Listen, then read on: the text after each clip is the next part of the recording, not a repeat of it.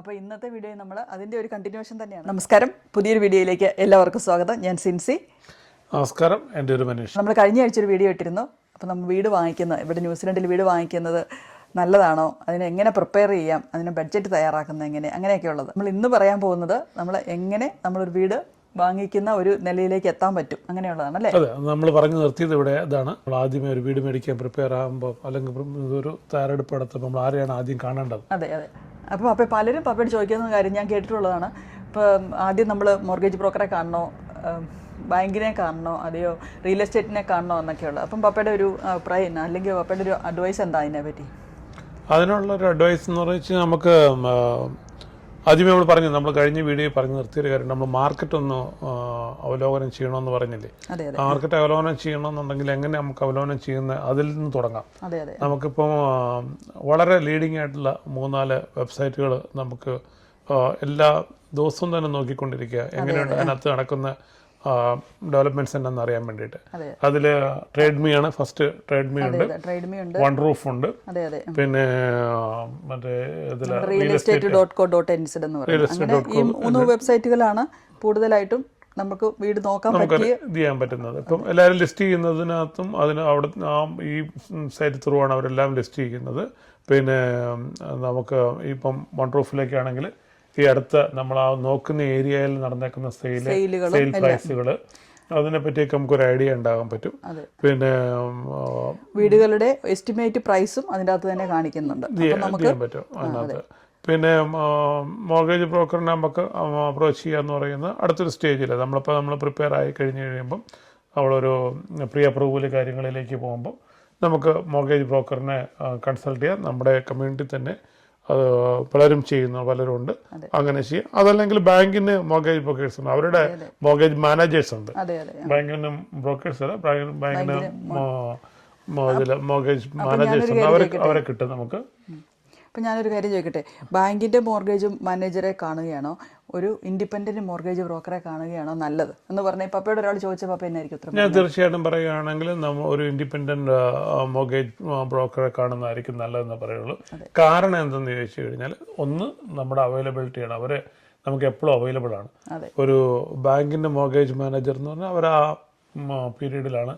പിന്നെ അവർ അപ്പോയിൻമെൻറ്റ് കാര്യങ്ങൾ അതിനൊക്കെ കുറച്ച് ഇതുണ്ട്. പിന്നെ അവർ ആ ഒരു ഏരിയയിൽ ഒരു വളരെ വൈഡ് ഏരിയ ആയിരിക്കും ബാങ്ക് അവർക്ക് കൊടുക്കുന്നത്. അപ്പോൾ അവർക്ക് അത്ര നമ്മളെ റീച്ച് ചെയ്യാൻ പാടുണ്ടായിരിക്കും. പക്ഷേ ഇന്ന് അതിലുപരി ഇന്നത്തെ നിലവിലെ രീതിയിൽ പ്രത്യേകിച്ച് മലയാളി കമ്മ്യൂണിറ്റി, ഫിലിപ്പീൻസ് എല്ലാ കമ്മ്യൂണിറ്റിയിലുണ്ട്, മലയാളി കമ്മ്യൂണിറ്റിയിൽ വളരെ ഫ്ലറിഷ്ഡ് ആയിട്ടുള്ള മോർഗേജ് ബ്രോക്കേഴ്സ് ഉണ്ട്. അപ്പോൾ അവരുടേതായുള്ള സ്റ്റാഫിങ്ങും കാര്യങ്ങളും എപ്പോൾ വേണാലും നമുക്ക് അപ്രോച്ച് ചെയ്യാവുന്ന, അല്ലെങ്കിൽ നമുക്ക് എപ്പോഴും റീച്ചബിൾ ആയിട്ടുള്ള ഒരു ഇതുള്ളപ്പം നമുക്ക് നമ്മളൊന്നും അഡീഷണൽ ആർക്കും കൊടുക്കുന്നുമില്ല.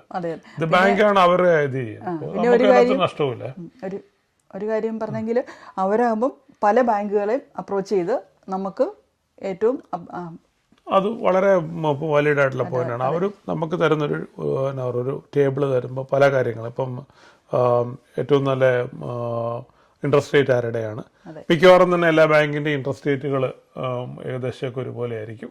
ഒരു അപ്പോൾ നമ്മൾക്ക് അവിടെ ബാർഗെയിനിങ് സാധ്യതയുള്ളത്, ഇപ്പോൾ നമുക്ക് എന്നാ പറയുക, ക്യാഷ് ബാക്ക് വേണ്ടെന്നോ, അതല്ലെങ്കിൽ നമ്മുടെ പീരീഡുകളോ എടുക്കുന്ന പ്ലാനോ, പിന്നെ ഇതിലൊക്കെ അതിൽ തന്നെ എന്താണ് നമ്മുടെ ഗോൾ, എന്താണ് അത് ഇപ്പം മീൻസ് വളരെ കുറഞ്ഞ പീരീഡിൽ അടച്ചു തീർക്കാനാണോ, അതിൽ നമുക്ക് എങ്ങനെ എത്താൻ പറ്റും, ഇതൊക്കെ കുറച്ചേറെ കൂടുതൽ ഡിസ്കസ് ചെയ്യാനുള്ള സമയം കിട്ടുന്നു എന്നുള്ളതാണ് ഒരു അഡ്വാൻറ്റേജ്.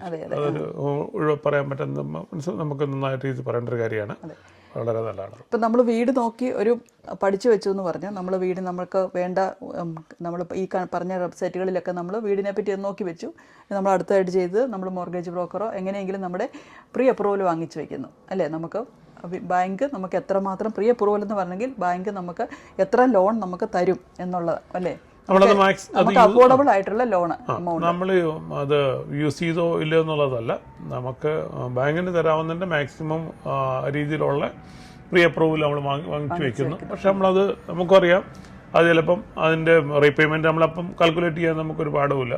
അല്ലെങ്കിൽ നമുക്ക് ഈ പറഞ്ഞ പോലെ മോർഗേജ് ബ്രോക്കേഴ്സിനോട് പറഞ്ഞാൽ അവർ തന്നെ നമുക്ക് എല്ലാം ടേബിൾ സെറ്റാക്കി തരും. അതൊക്കെ നമുക്ക് ഒരു ഐഡിയ കിട്ടാൻ നല്ലതാണ്.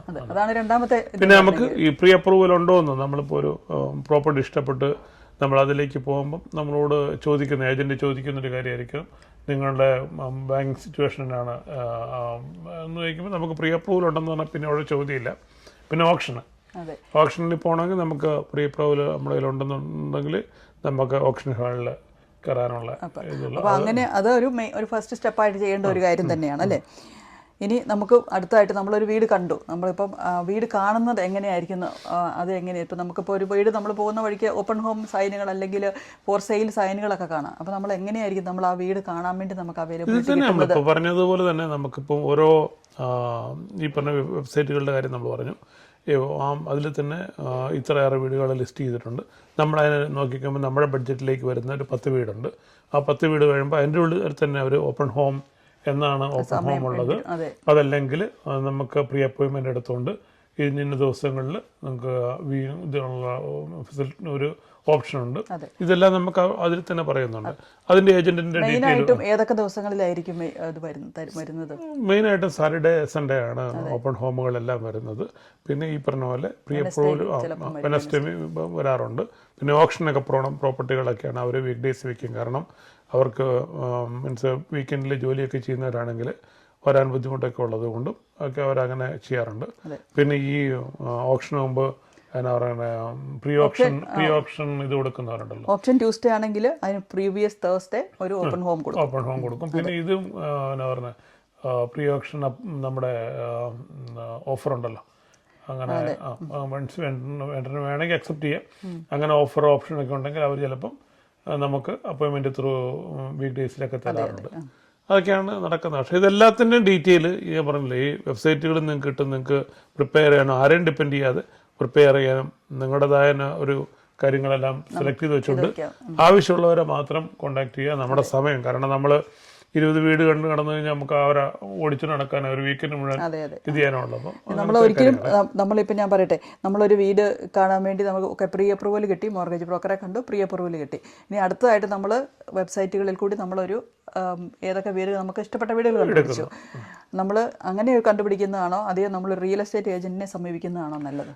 അത് എൻ്റെ അഭിപ്രായത്തിൽ നമ്മൾ കണ്ടുപിടിച്ച് അതിനകത്തൊന്നും നമുക്കുണ്ടെന്ന് വെച്ചാൽ നമുക്ക് ഏരിയ ഇതെല്ലാം ഇപ്പം ഗൂഗിളിൽ ത്രൂ നമുക്ക് ഇതെല്ലാം ഇപ്പം പഴയൊരവസ്ഥയല്ല.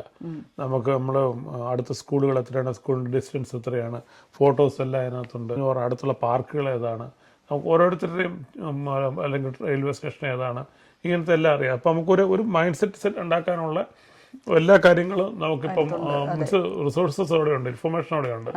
അത് വെച്ചിട്ട് ശേഷം നമുക്ക് ആ പർട്ടിക്കുലർ ഏജന്റിനെ വിളിച്ചിട്ട് എനിക്ക് ഇത്ര മണിക്ക് ഒരു അപ്പോയിന്റ്മെന്റ് വേണം. ആദ്യമേ തന്നെ അവരെ അപ്രോച്ച് ചെയ്ത് അവരുടെ വാക്കുകൾ ബയാസ്ഡ് ആകാതെ. തീർച്ചയായിട്ടും.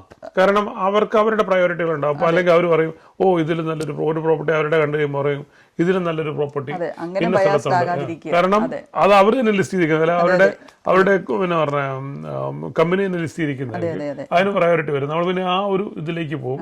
നമ്മുടെ പല പ്രയോറിറ്റികളും പതുക്കെ നമ്മൾ കോംപ്രമൈസ് ചെയ്യും. അതെ, അതുകൊണ്ട് തന്നെയാണ് നമ്മുടെ അഭിപ്രായം, നമ്മുടെ എക്സ്പീരിയൻസിൽ നമുക്ക് തോന്നിയിരിക്കുന്നത് നമ്മളിത് ഇതാണ് ഞങ്ങൾക്ക് വേണ്ടത്, ഇതിലാണ് നമ്മൾ നിൽക്കുന്നത്, അതിനകത്ത് ഇത് ചെയ്യാം. നമുക്കിപ്പം അടുത്ത ഒരു കമ്പനി വിട്ട് അടുത്ത കമ്പനി ഒരു വേറെ ഏജന്റ്.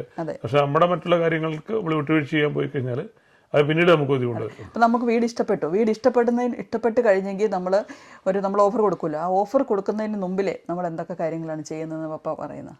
ഓഫർ കൊടുക്കുന്നതിന് മുമ്പിൽ നമ്മൾ പറഞ്ഞ ഏറ്റവും പ്രധാനപ്പെട്ട കാര്യം എന്ന് വെച്ച് കഴിഞ്ഞാൽ നമ്മുടെ പ്രീ അപ്രൂവൽ നമ്മുടെ കയ്യിലുണ്ട്. പിന്നെ അവർ sale and purchase agreement agent അന്നേരം പറയും നമ്മൾ ഒരു ഓഫറിന് ബില്ലിംഗ് ആണ്, അവർ അന്നേരം തന്നെ അവരുടെ സെയിൽ ആൻഡ് പർച്ചേസ് എഗ്രിമെന്റിന്റെ കോപ്പിയുണ്ട്. അവർ നമ്മളോട് മുമ്പിലേ നമ്മൾ ചെയ്യേണ്ട ഒരു കാര്യം എന്താ? നമുക്ക് ഞാൻ പറയുന്നത് നമുക്കൊരു കണ്ടീഷണൽ ഓഫർ വെച്ചിട്ട് ശേഷം നമുക്ക് അതിന് പോയാലും മതി. നമുക്ക് അന്നേരം തന്നെ മിക്കവാറും ഏജന്റുകൾ ഇപ്പോഴത്തെ രീതിയിൽ അവരുടെ കയ്യിൽ ലിം റിപ്പോർട്ടും കാര്യങ്ങളൊക്കെ അവരുടെ അവർ കാണും. അല്ല അവർ ഓൾറെഡി ഈ പറഞ്ഞതുപോലെ അടുത്ത ലിങ്ക് നമുക്ക് അയച്ചു തരും, അതല്ലെങ്കിൽ അതിന്റെ മീൻസ് ഡോക്യുമെന്റ് അയച്ചു തരും. അങ്ങനെ ചെയ്യാം. ഇപ്പം നമുക്ക് ഇഷ്ടപ്പെട്ട് ഇത് നമ്മൾ ആ വീട്ടിൽ നിന്ന് ഇറങ്ങുന്നതിന് മുമ്പ് തന്നെ ചില വീടുകളിൽ നമ്മൾ കയറുമ്പം നമുക്ക് തോന്നും നമുക്കൊന്നൊരു ഓഫർ കൊടുക്കണം എന്ന് തോന്നും. അപ്പം സ്മാർട്ടായിട്ടുള്ള ഏജന്റുമാരാണെങ്കിൽ നമ്മുടെ അവർ പെട്ടെന്ന് റീഡ് ചെയ്യും. അവരന്നേരം പറയും നിങ്ങൾക്ക് പറ്റിയുള്ള വീടാണ്, അതെ അതെ രാജ്യ ഡയലോഗ് അതാണ്, നിങ്ങൾക്ക് വേണ്ടി വെച്ചേക്കുന്ന വീടാണ്, അതെ അതെ അതെ അപ്പോൾ നിങ്ങളാണ് ഇവിടെ താമസിക്കേണ്ടതെന്നൊക്കെ പറയാം. അപ്പോൾ നമ്മൾ ഓട്ടോമാറ്റിക്കായിട്ട് നിൽക്കുമ്പം നമ്മുടെ ഒരു എന്നാ പറയുക കണ്ടീഷണൽ ഓഫർ ഒരു ബുദ്ധിമുട്ടില്ലാത്തതാണ്. ചില സമയത്ത് പണ്ടൊക്കെ, ഇപ്പോൾ അത്രയും അങ്ങനെ കാണാറില്ല, അൺകണ്ടീഷണൽ ഓഫറിനൊക്കെ ഒരു ആ രീതിയിലൊക്കെ ഏജന്റുമാർ പറയും. പക്ഷേ ഇപ്പോൾ ആരും അങ്ങനെ ചെയ്യാറില്ല. അതൊട്ടൊരു സേഫ് അല്ല. കാരണം നമുക്ക് അപ്പം നമ്മൾ ഒരിക്കലും നമ്മൾ ഒരു അൺകണ്ടീഷണൽ ഓഫർ കൊടുത്ത് നമുക്കൊന്ന് വീട്ടിൽ പോയി ചിന്തിക്കാനുള്ള ഒരു സമയം കൊടുത്തിട്ട് രണ്ടാമത് നമുക്ക് ഇനി സ്റ്റേജ് ബൈ സ്റ്റേജ് ഉണ്ടല്ലോ. നമുക്ക് ഇമ്മീഡിയറ്റ് ആയിട്ട് അൺകണ്ടീഷനിലേക്ക് പോകേണ്ട കാര്യമില്ല. നമുക്ക് കണ്ടീഷണൽ ഓഫർ വെച്ച് നമ്മുടെ എല്ലാ കാര്യങ്ങളും ഇതായിക്കൊണ്ട് നമ്മൾ ആ വീട് നമുക്ക് പറ്റുന്നതാണോ, നമ്മൾ ഈ പറഞ്ഞ കാര്യങ്ങളെല്ലാം ഒന്നും കൂടെ റീതിങ്ക് ചെയ്ത് അതിനുശേഷം നമുക്ക് അൺകണ്ടീഷനിലേക്ക് പോകേണ്ട കാര്യമുള്ളൂ. ഇമീഡിയറ്റ് ആ ഒരു സ്റ്റെപ്പ് എടുക്കേണ്ട ആവശ്യമില്ല. കാരണം അതിന് നമുക്ക് സമയമുണ്ട്. അതെ, അപ്പോൾ നമുക്ക് കണ്ടീഷൻ വെക്കാവുന്ന കുറച്ച് കാര്യങ്ങൾ എന്ന് പറഞ്ഞെങ്കിൽ എന്തൊക്കെയായിരിക്കും അപ്പോൾ ഉദ്ദേശിക്കുന്ന കണ്ടീഷൻസ് എന്ന് പറഞ്ഞെങ്കിൽ? ഒന്ന് ഫൈനാൻഷ്യൽ കണ്ടീഷൻ തന്നെ വെക്കാം. ഇപ്പം പ്രീ അപ്രൂവൽ ഉണ്ടെന്ന് പറഞ്ഞാൽ തന്നെയും നമുക്ക് പറയാം മറ്റു പല കാര്യങ്ങളുണ്ട്, വേറെ കുറച്ച് കമ്മിറ്റ്മെന്റ് ഉണ്ടെന്ന് പറഞ്ഞാൽ അതിനൊന്നും അത് നമ്മുടെ ഇതാണ്. അതിപ്പോൾ ഒരു റൈറ്റിൽപ്പെട്ട കാര്യങ്ങളാണ്. അതൊന്നും ആരും നമ്മളോട് തന്നെ മതിയോ, അതല്ലെങ്കിൽ ഇതുപോലത്തെ ലിമോ എന്തെങ്കിലും റിപ്പോർട്ടുകളോ ഇൻസ്പെക്ഷനോ അങ്ങനത്തെ കാര്യങ്ങളൊക്കെ നമുക്ക് ചെയ്യാം. അതെ, അങ്ങനത്തെ എന്ത് വേണമെങ്കിലും നമുക്കിപ്പോൾ ഒരു ബിൽഡിംഗ് ഇൻസ്പെക്ഷൻ നടത്തണം, അല്ലെങ്കിൽ ബിൽഡിംഗ് വാല്യുവേഷൻ നടത്തണം, അല്ലെങ്കിൽ റിപ്പോർട്ട് വേണം, ഇങ്ങനത്തെ ഉള്ള കാര്യങ്ങളൊക്കെ നമുക്ക് ഇത് ചെയ്യാം. അങ്ങനത്തെ അതൊന്നും അതൊക്കെ ഒരു കണ്ടീഷനായിട്ട് നമുക്ക് വയ്ക്കാം. കണ്ടീഷൻ വെക്കാൻ നമുക്ക് ഇതിനൊന്നും ഇതില്ല. പിന്നെ ചെറിയ ചെറിയ കണ്ടീഷൻസ് ഒഴിവാക്കാന്ന്. അങ്ങനെ വെക്കുമ്പോൾ ഒത്തിരി അനാവശ്യ കണ്ടീഷൻ വെച്ച് കഴിഞ്ഞാൽ അവർക്ക് മനസ്സിലായി ഇതൊരു ശരിക്കും ഒരു കീനായിട്ടുള്ള ബയറല്ല.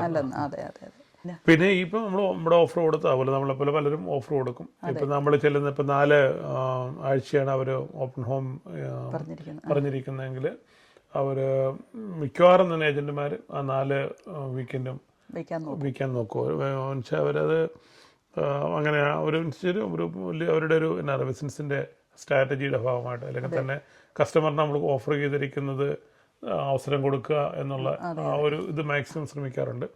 അവർ ആ സെയിൽ എൻഡിങ് ഡേറ്റിൽ തന്നെയാണ് എല്ലാ ഓഫറുകളും എന്നാ പറയുക വെരിഫൈ ചെയ്യുകയോ അല്ലെങ്കിൽ ഫൈനലൈസ് ചെയ്യുകയോ അല്ലെങ്കിൽ നമ്മളുമായിട്ടുള്ള അടുത്ത സ്റ്റെപ്പ് നെഗോസിയേഷൻ വരുന്നത്. അപ്പം 10 പേരുടെ ഒരേപോലത്തെ ഓഫർ ഉണ്ടെങ്കിൽ അതിനെപ്പറ്റി 10 പേരെ വിളിക്കും, അല്ലെങ്കിൽ വെണ്ടറുമായിട്ട് സംസാരിക്കും. വെണ്ടറുമായിട്ട് സംസാരിച്ചിട്ട് കണ്ടീഷൻ ഓഫറുകളുടെ കണ്ടീഷനിൽ കുറഞ്ഞവരെ വേണമെങ്കിൽ എടുക്കും, അല്ലെങ്കിൽ മറ്റവരോട് നിങ്ങളുടെ കണ്ടീഷൻ കുറയ്ക്കുന്നുണ്ടെന്ന് വയ്ക്കും. പിന്നെ ഇൻ ബിറ്റ്വീൻ ഇതിനകത്ത് തന്നെ ചിലപ്പം 10 പേരെന്ന് പറയുന്നത് ലാസ്റ്റ് 4ാമത്തെ ആഴ്ച കഴിയുമ്പോഴോ അല്ലെങ്കിൽ 2ാമത്തെ ആഴ്ച കഴിയുമ്പോൾ ചിലപ്പോൾ പലരും വേറെ വീടൊക്കെ മേടിച്ചിട്ടുണ്ടാവും. അവർ അങ്ങനത്തെ കാര്യങ്ങളൊക്കെ വന്നു കഴിഞ്ഞിട്ട് ആ ലാസ്റ്റ് വരുന്നവരിൽ നിന്ന് ഒരു നെഗോസിയേഷനാണ് നടക്കുന്നത്. അങ്ങനെ ഇതിലിപ്പോൾ അവർ കിട്ടിയിരിക്കുന്ന ഓഫറുകളെല്ലാം വെച്ചുകൊണ്ട് അവർ ഓഫർ കൊടുത്തിരിക്കുന്ന എല്ലാവരെയും ഏജന്റുമാർ വിളിക്കും. അതിനുശേഷം അതിൽ നിന്ന് അവർ ഏറ്റവും ഫൈനലായിട്ട് പിക്ക് ചെയ്യുന്നവരുമായിട്ട് ഫൈനൽ നെഗോഷിയേഷൻ നടത്തിയിട്ട് അവർ പറയും ഓക്കെ ഞങ്ങളത് എഗ്രി ചെയ്തു, നിങ്ങളുടെ ലോയർക്ക് അയക്കുമെന്ന് പറയും. അപ്പോൾ അതാണ് ഇനിയിപ്പോൾ നമ്മൾ നമ്മുടെ ഓഫർ അക്സെപ്റ്റ് ചെയ്ത കാലത്തെ നെക്സ്റ്റ് സ്റ്റെപ്പ് എന്നുള്ളതാണ് ഞാൻ ചോദിക്കാൻ വേണ്ടി വന്നത്. അപ്പം അടുത്ത സ്റ്റെപ്പ് എന്ന് പറഞ്ഞെങ്കിൽ എന്തായിരിക്കും? നമ്മുടെ ലോയറിന്റെ ഡീറ്റെയിൽ അവർ ചോദിക്കും. നമുക്കൊരു മോർഗേജ് നമുക്കൊരു സോളിസിറ്റർ വേണം. അപ്പം അത് പ്രാക്ടീസ് ചെയ്യുന്ന ഒരു ലോയറിന്റെ ഡീറ്റെയിൽ കൊടുക്കണം. അപ്പോൾ അവർക്കും കാണും. പക്ഷെ അത് നമ്മളോട് ഇത് കൊടുക്കുമ്പോൾ അവർ അവരുടെ ലോയർ നമ്മുടെ ലോയറിന് അയച്ചു കൊടുക്കും. എല്ലാ കമ്മ്യൂണിക്കേഷനും, അതായത് നമ്മുടെ സെയിൽ ആൻഡ് പർച്ചേസ് എഗ്രിമെന്റ് വരുന്നത് ഇപ്പോഴും നമ്മുടെ ഒരു സോളിസിറ്റർ ത്രൂ ആയിരിക്കും. അപ്പോൾ നമ്മളൊരു സോളിസിറ്ററിന് ഫ്രീസും കാര്യങ്ങളും ഒക്കെ ഉണ്ട് കേട്ടോ. അതുപോലെ ഒരു മിക്കവാറും ഒരു 90% സമയത്ത് ഒന്നെങ്കിൽ ബാങ്കുകാർ നമുക്ക് അത് തരാറുണ്ട്. ഇപ്പോഴത്തൊക്കെ മിക്കവാറും ബാങ്കുകാർ തരാറുണ്ടല്ലേ, ലോയർ ഫീ, ലീഗൽ ഫീ അവർ പേ ചെയ്യാറുണ്ട്. പിന്നെ നമ്മുടെ അഡ്വാൻസ് കാര്യങ്ങളെല്ലാം നമ്മൾ സോളിസിറ്റർ അക്കൗണ്ടിലേക്കാണ് ഇടുന്നത്. അതുപോലെ തന്നെ ബാങ്ക് പേ ചെയ്യുന്നതും സോളിസിറ്റർ അക്കൗണ്ടിലേക്കാണ്. സോളിസിറ്ററാണ് നമ്മുടെ മീൻസ് ലാൻഡ് ലോഡിൻ്റെ അക്കൗണ്ടിലേക്ക് അല്ലെങ്കിൽ അങ്ങോട്ട് ട്രാൻസ്ഫർ ചെയ്യുന്നത്. അപ്പം ഇതിൽ നമ്മൾ വൺസ് ബാങ്കിനെ അറിയിച്ചു കഴിഞ്ഞ് കഴിഞ്ഞാൽ ഇങ്ങനെയുള്ള കാര്യങ്ങൾ ഇത് ഈ ബാങ്കിൻ്റെ ഡീറ്റെയിൽ നമ്മൾ കൊടുത്തു കഴിഞ്ഞാൽ സോളിസിറ്റർ തന്നെ ഇതുപോലത്തെ ഇതിൻ്റെ കോപ്പികളെല്ലാം അയച്ചു കൊടുക്കും. അങ്ങനത്തെയുള്ള കാര്യങ്ങൾ ഇത്രയൊക്കെയാണ് എൻ്റെ ബ്രീഫായിട്ടുള്ളത്. ബാക്കി നമ്മൾ എക്സ്പീരിയൻസിലേക്ക് ഇതെല്ലാം പഠിച്ചോളും. കൂടുതൽ ഇതിനകത്ത് പറഞ്ഞ് ബുദ്ധിമുട്ടേണ്ട ആവശ്യമില്ല. അപ്പോൾ ഇതിനകത്തൊരു ഡിസ്ക്ലൈമർ ഉണ്ട് കേട്ടോ. എന്നറിയോ, നമ്മൾ ഓർക്കുന്നുണ്ടോ നമ്മൾ ആദ്യത്തെ വീട് മേടിച്ച സമയത്ത് നമ്മൾ പൈസയും കൊണ്ട് പോയത് നമുക്കറിയത്തില്ലായിരുന്നല്ലോ സോളിസിറ്ററിൻ്റെ ബാങ്കിലേക്ക് ട്രാൻസ്ഫർ ചെയ്യേണ്ടതെന്ന്. നമ്മൾ $10,000 എടുത്തോണ്ട് നമ്മൾ സോളിസിറ്ററിന് കൊണ്ടേ കൊടുക്കാൻ വേണ്ടി പോയി ഓർക്കുന്നുണ്ടോ? അപ്പോൾ പുള്ളിക്കാരൻ പറഞ്ഞു ബാങ്ക് ചെക്ക് എടുത്തോണ്ട് വരണമെന്ന് പറഞ്ഞത്. അപ്പോൾ പറഞ്ഞു പോയോ? ഞാനത് മറന്നുപോയല്ലോ. അതൊരു ഡിസ്ക്ലെയിമറാണ്. നമ്മൾ ഒട്ടാവൂലും ഒരു ആ, സോളിസിറ്ററിന്റെ അടുത്ത് നമ്മൾ ഓക്കെ, പൈസ നമ്മുടെ കൂടി ഒരു- തന്നത്. Okay okay okay.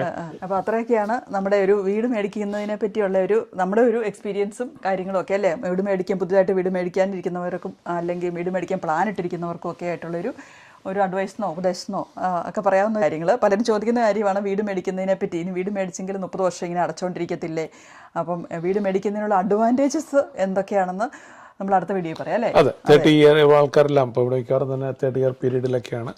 അപ്പം അത് പ്രാക്ടിക്കലി എങ്ങനെ സംഭവിക്കുന്നുണ്ടോ എന്നുള്ളതിനെ പറ്റിയും, പിന്നെ ഇക്വിറ്റി കാര്യങ്ങൾ, ഇങ്ങനത്തെ കാര്യങ്ങളെ പറ്റിയും, ഇൻവെസ്റ്റ്മെൻറ്റ് ആ ആസ്പെക്റ്റിൽ എങ്ങനെയാണ് നമ്മുടെ ഹൗസിംഗ് മാർക്കറ്റ് നമ്മൾ ഗുണം ചെയ്യുന്നത്, അല്ലെങ്കിൽ നമ്മുടെ സക്സസ് ആയിട്ട് ഇങ്ങനെ ഇൻവെസ്റ്റ് ചെയ്തിരിക്കുന്ന ഒത്തിരി മലയാളികളുണ്ട്.